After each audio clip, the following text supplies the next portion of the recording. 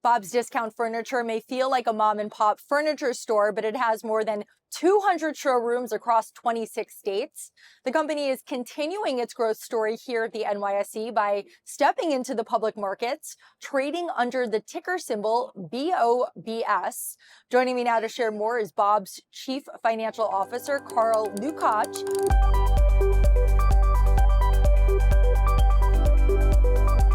Carl, welcome. Thank you so much. So what does it feel like to take a company public on the New York Stock Exchange? We are so excited for this milestone. Really, it's all about our team, and the heart of Bob's is our team members. 5,800 employees, millions of customers, coast to coast. We have over 30 years of a brand heritage. So this means so much to the team members that have long, deep-standing relationships with the Bob's brand. What is the Bob's Way principle and culture? You know, it's honesty, integrity, transparency, and of course, a lot of fun. And we bring that to life in everything we do. We bring it in how we sell. We sell with no gimmicks, no promotion, and we always make sure the customer has full transparency on what they're getting. And really, value to us is about quality, it's about style, experience, and price, of course. And we are always the best price on the market, 20 to 25% below our competitors' listed price and 10% below promoted price. So we're always the best value in the market. So many people have a special memory or connection to Bob's. They remember the commercials in the 90s and the 2000s. And a lot of people have reflected back to me that they feel like it's a local neighborhood store, but you're actually have locations across the country. How do you maintain that mom and pop feel while scaling at the level that you have? You know, we are coast to coast now. So we have over 200 locations and we're in 5 separate regions: the West, the Midwest, Mid-Atlantic, New England, and New York. And the way we've scaled is always making sure the Bob's Way continues to expand as we grow our units. So it's keeping our core principles. The Bob's Way remains consistent. And we really just make sure that we're putting the customer first, delivering value without compromise.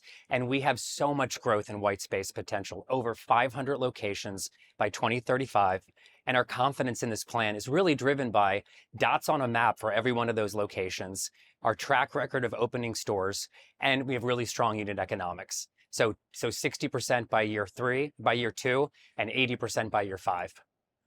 One of your mottos is that value is always in vogue. That's right.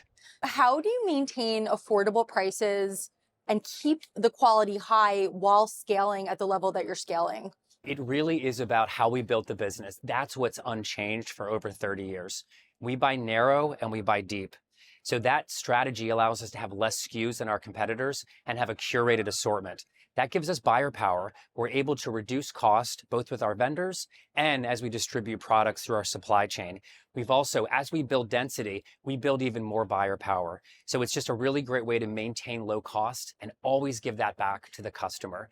That also allows us to be in stock. So 86% of our inventory is available to be delivered in 3 days. So the customer can not only get the product they want, but they can get it quickly in 3 days. That's always a pain point when getting furniture delivered is the months-long waiting period. How do you get it, to customers in 3 days? Well, we buy narrow and deep. So the inventory is on hand. 86% is available to be shipped when the customer wants it in about 3 days. So this really resonates with customers, and they're looking for an omni-channel experience. So not only do they want to engage with us in store, but they also engage with us online. So they go through both channels, and we make sure we give them an excellent experience in both channels. How do you plan to allocate the capital raised in the IPO? Post-IPO, we are going to be debt-free with a healthy balance sheet. We are a free cash flow positive business.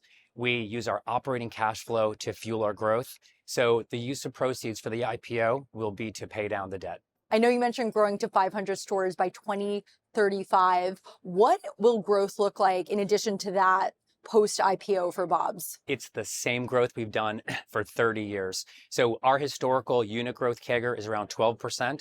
This is around 10% to get to 2035 by 10 years to get that 500 plus potential. So it's the exact same thing we've done. We're going to keep opening stores in our existing markets, our 5 regions. And we're going to couple that with new greenfield locations. So just last year in 2025, we expanded into North Carolina.